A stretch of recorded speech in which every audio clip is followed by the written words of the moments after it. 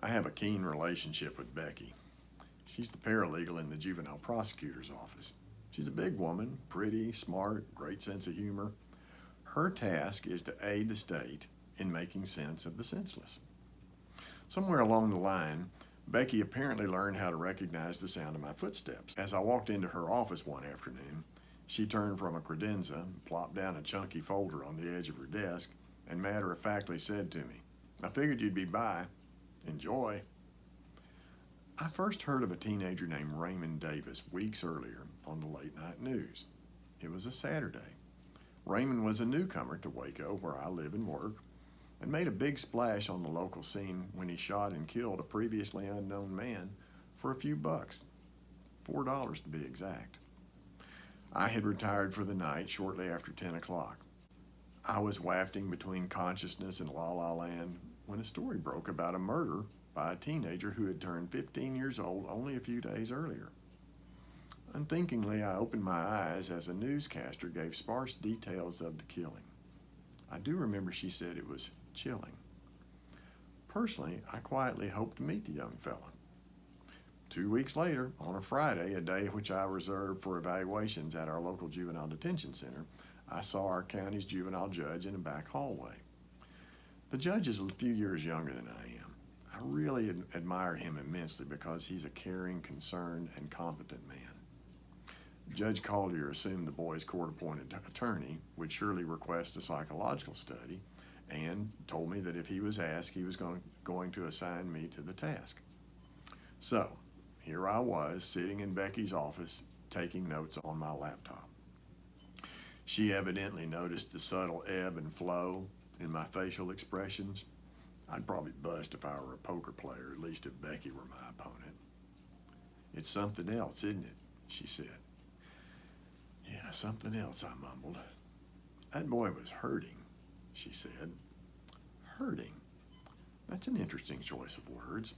I wondered what Becky meant by that remark, but I didn't ask her. But she was right. This youth was in bad shape, psychologically speaking.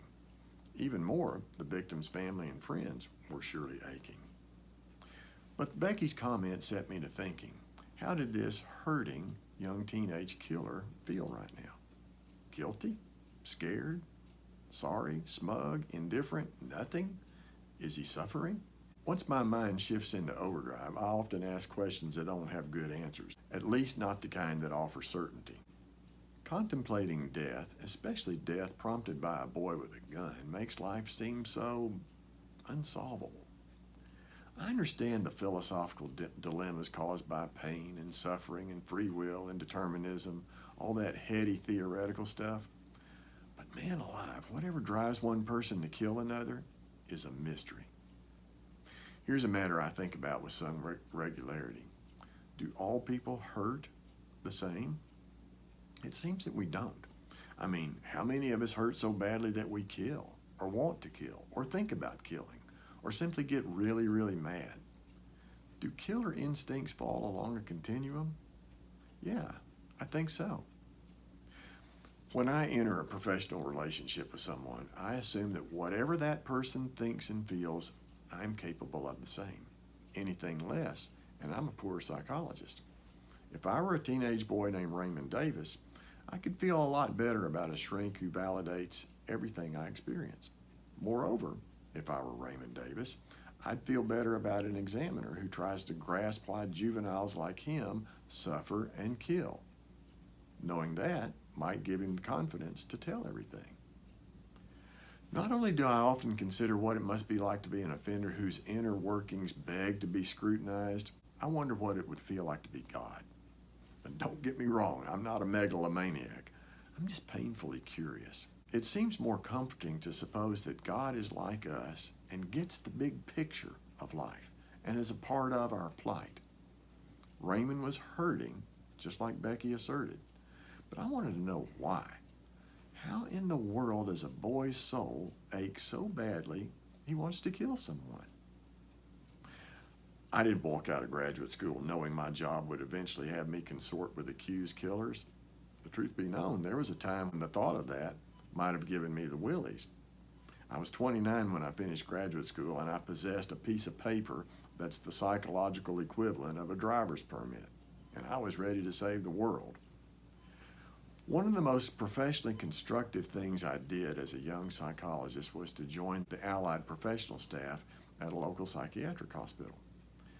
It was in that unlikely setting that I realized just how much you and I have in common with those among us who are confused and hurting badly. So before I ever set eyes on Raymond Davis, it seemed like I knew him. The longer we live, the more convinced we become that we do indeed hurt the same. There's a rhythm to life. Just as I didn't set out to evaluate murderers, Raymond didn't grow up aspiring to become a murderer. It just happened.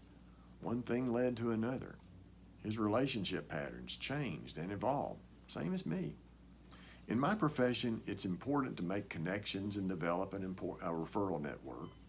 A probation officer gives my name to an associate, or a colleague refers someone to my office, or a defense attorney asks me to take on a new case. A judge sends me business asking me to do a psychological study on an accused party.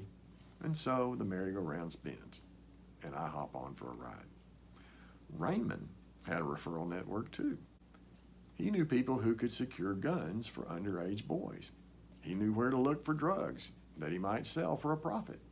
Although he would later tell me that he avoided drugs and alcohol because he didn't want to be under the control of anyone or anything other than his own faculties. Smart. But he knew who to trust and who was unreliable. If he got a funny feeling in his groin, he knew which girls would satisfy his longings. Raymond could live well on the streets because he had a network, and he learned how to survive within that world. Just as I play a professional version of Connect the Dots, Raymond plays a pirated adaptation. The game's much the same, but we followed markedly different paths through life. So my task was to enter this young person's world, think as he does, and retrace the dirty footsteps that led him to juvenile detention. In short time, Raymond was going to become more to me than just a hefty file and a sad statistic. As I wrap up this video, let me leave you with a few thoughts. Psychologically speaking, all of us toe life's starting line with equal footing. All of us have the capacity to move toward the positive end of personality functioning. And all of us have the capacity to fall into the depths of depraved conduct. Just as Raymond felt a wide range of emotions and acted on them, I feel a wide range of emotions and act on them. So do you. I relate to people at the highest level when I set aside my own personal agenda and look at things the way other people do. Judging people doesn't take me nearly as far down the road to healthy relationships as does understanding people, even and perhaps especially people who are so very different than I am. I'm psychologist Lee Carter. I'm going to be sharing my thoughts from this story in a series of upcoming videos. My desire here is to help you see the valuable lessons all of us can glean when we study people who outwardly seem so different from the norm. I hope you'll subscribe to my channel. Comment below about your understanding of people who live on the margins of society. I'll look forward to seeing you again soon.